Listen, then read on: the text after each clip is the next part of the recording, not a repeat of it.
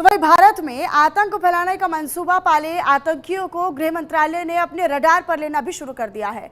दरअसल आतंकी चाहे पाकिस्तान में छिपा हो या पीओके में, भारतीय सेना ऐसा प्रहार करेगी कि आतंकियों के खानदान की भी रूह कांप जाएगी। इसी दिशा में गृह मंत्रालय ने 23 आतंकवादियों की लिस्ट जारी कर दी है, फहरिस्त जारी कर दी है, जो आतंकवाद पर लगाम और आतंकियों पर शिकंजा दोनों कसने का काम करेगी। एक रिपोर्ट।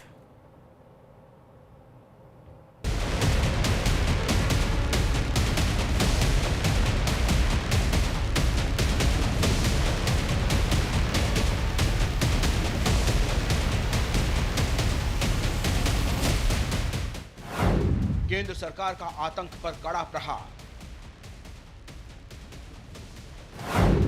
गृह मंत्रालय से 23 आतंकियों की लिस्ट जारी। लिस्ट में जैश ए मोहम्मद के 8 आतंकवादी शामिल। लश्कर ए तैयबा के 13 आतंकवादियों के नाम। आतंकवाद पर कड़ा प्रहार करते हुए गृह मंत्रालय ने 23 आतंकियों की लिस्ट जारी की है। इन 23 आतंकियों को यूएपीए कानून की चौथी लिस्ट में शामिल किया गया है। आतंकियों की लिस्ट में आतंकी संगठन जैश ए मोहम्मद और लश्कर ए तैयबा के खूंखार टेररिस्ट के नाम हैं। ये आतंकी पाकिस्तान और पीओके में अपनी जड़ें जमाए हुए हैं और भारत की सुरक्षा के लिए हमेशा बड़ा खतरा रहे। मसूद इलियासी कश्मीरी, मोहम्मद मुसादिक, मुफ्ती मोहम्मद असगर खान, हाफिज अब्दुल शकूर, अब्दुल्ला जिहादी, गुलाम फरीद, मौलाना इमदाद उल्लाह, वसीम नूर जट, फिरदौस अहमद भट्ट, हारून रशीद गनई, बिलाल अहमद मीर, आबिद कयूम लोन, नजीर अहमद गुज्जर, अब्दुल रऊफ, अशफाक अहमद, हाफिज खालिद, मौलाना सैफुल्लाह, मोहम्मद याकूब, मौलाना यूसुफ, ओवैस फारूक, कारी याकूब शेख, राणा इफ्तिखार, मोहम्मद शहीद फैजल। गृह मंत्रालय की अधिसूचना के मुताबिक घोषित किए गए 23 लोगों में 11 मूल रूप से जम्मू कश्मीर के रहने वाले हैं, जबकि बाकी आतंकी पाकिस्तानी नागरिक हैं। इनमें से 7 जम्मू कश्मीर निवासी हैं जो वर्तमान में पाकिस्तान के कब्जे वाले कश्मीर यानी पीओके में रह रहे हैं, जबकि 4 पाकिस्तान में हैं। ये आतंकी आतंकवादियों की भर्ती और प्रशिक्षण, जम्मू कश्मीर में घुसपैठ कराने, आतंकी हमलों की योजना बनाने, ड्रोन और सीमा पार नेटवर्क के जरिए हथियार और गोला बारूद पहुंचाने, टेरर फंडिंग और लॉजिस्टिक्स संभालने के अलावा आतंकी शिविरों के संचालन में शामिल रहे। एक्ट के तहत सरकार आतंकवादी का नाम घोषित कर सकती है। लिस्ट में नाम शामिल होने से एनआईए उनके फाइनेंस को ब्लॉक कर सकेगी, आतंकियों की संपत्तियों को जब्त कर सकेगी। बता दें कि सरकार ने साल 2019 में अलग अलग आतंकवादियों को लिस्ट में शामिल करने के लिए एंटी टेरर कानून में बदलाव किया था। बदलाव से पहले सिर्फ संगठनों को ही आतंकवादी संगठनों के तौर पर लिस्ट किया जा सकता था, लेकिन नए बदलावों के साथ सरकार लगातार आतंक पर शिकंजा कसती जा रही है। जम्मू कश्मीर में सुरक्षा बलों पर हमले में शामिल 23 आतंकवादियों को लिस्ट में जोड़ा गया है। इस तरह सरकार अब तक कुल 80 आतंकवादियों की लिस्ट जारी कर चुकी है। भारत सरकार आतंकवाद की कमर तोड़ने पर लगी हुई है। अब भारत सरकार ने घोषित आतंकियों में 23 और नाम शामिल कर लिए हैं।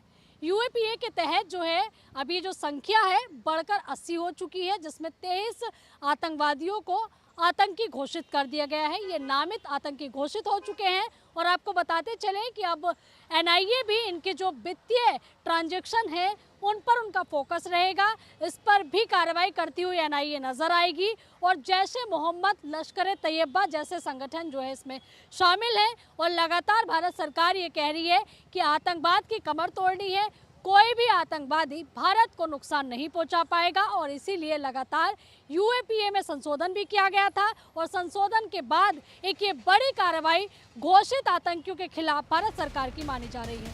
आतंकियों के पनाहगार पाकिस्तान को भारत का ये सीधा संदेश है कि आतंकी चाहे पाकिस्तान में हो या पीओके में, भारत के टारगेट से बच नहीं सकता। सर्जिकल स्ट्राइक के जरिए भारत ने पीओके में आतंकियों के कैंप तबाह किए थे तो पाकिस्तान बिलबिला उठा था और भारतीय स्ट्राइक को नकार रहा था। बाद में सैटेलाइट तस्वीरों से जो खुलासा हुआ तो पाकिस्तान ने पूरे विश्व में अपनी भद्द पिटवा ली।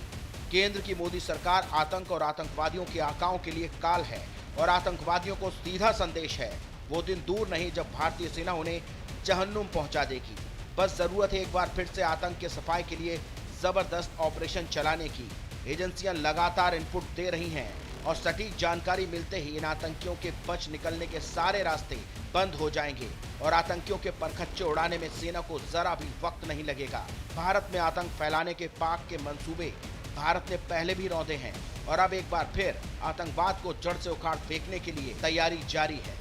केंद्र सरकार ने पाकिस्तान में मौजूद 23 आतंकवादियों को यूएपी के तहत आधिकारिक तौर पर आतंकवादी घोषित किया है। ये आतंकवादी जैश-ए-मोहम्मद, लश्कर-ए-तैयबा और अन्य आतंकी संगठनों से जुड़े बताए गए हैं। सरकार के इस फैसले के बाद राष्ट्रीय जांच एजेंसी यानी एनआईए इन आतंकियों की फंडिंग पर रोक लगा सकेगी, उनकी संपत्ति को जब्त कर सकेगी और उनके खिलाफ कानूनी कार्रवाई को और मजबूत बनाया जाएगा। इन 23 नामों के जुड़ने के बाद यूएपी के तहत घोषित आतंकवादियों की कुल संख्या 80 हो गई है। इनमें जम्मू कश्मीर में सुरक्षा बलों पर हमले में कथित रूप से शामिल कई आतंकवादी भी शामिल हैं। न्यूज़ इंडिया के लिए जम्मू से दिनेश सूदन। इधर पाकिस्तान की डिप्टी पीएम इशाक डार का पोता रजा गैंगरेप के आरोप में गिरफ्तार। रजा डार ने एक षड्यंत्रिक साजिश के तहत 2 विदेशी महिलाओं को पाकिस्तान आने का न्योता दिया, फिर उनका अपहरण कर सारे पैसे लूट लिए और दोनों विदेशी महिलाओं के साथ गैंगरेप जैसी घिनौनी वारदात को अंजाम दे दिया। एक रिपोर्ट।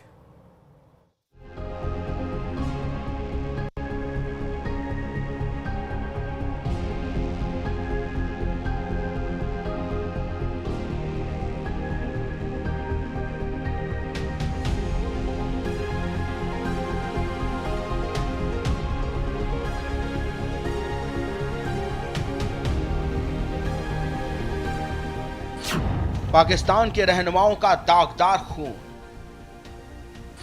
पाक डिप्टी पीएम का पोता निकला रैपिस्ट। इशाक डार का पोता रजा गिरफ्तार। 2 विदेशी महिलाओं को पाकिस्तान बुलाया, लूट ली असमत। 4 साथियों के साथ विदेशी महिलाओं का अपहरण, गैंगरेप। शरीर के अंग बेचने का खौफ दिखाकर लूटा सारा पैसा।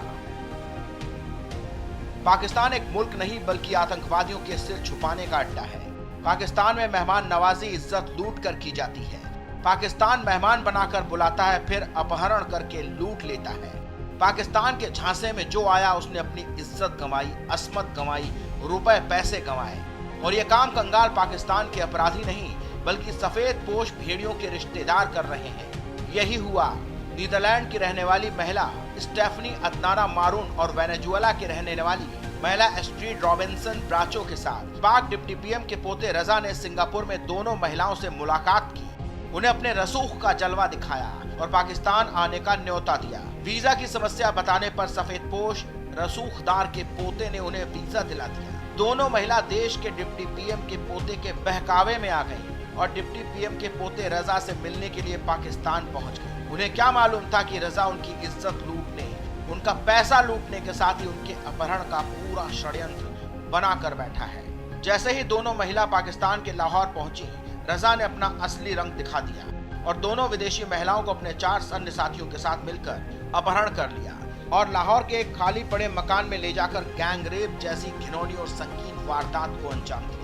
पाकिस्तान की जमीन पर अपनी इज्जत और अपनी दौलत लुट जाने के बाद दोनों विदेशी महिला पुलिस के पास पहुंची तो पुलिस के होश फाख्ता हो गए। लेकिन अंतर्राष्ट्रीय दबाव के आगे पाकिस्तानी पुलिस को सफेद पोशों की चाटुकारिता करने का कोई मौका नहीं मिला और उन्हें पाक के डिप्टी पीएम डार के पोते समेत 4 आरोपियों के खिलाफ मामला दर्ज करना पड़ा। विदेशी महिलाओं का मेडिकल करवाया गया, बयान दर्ज कराए गए और जो खौफनाक हकीकत दोनों विदेशी महिलाओं ने बयान की, उसे सुनकर किसी की भी रूह कांप जाए।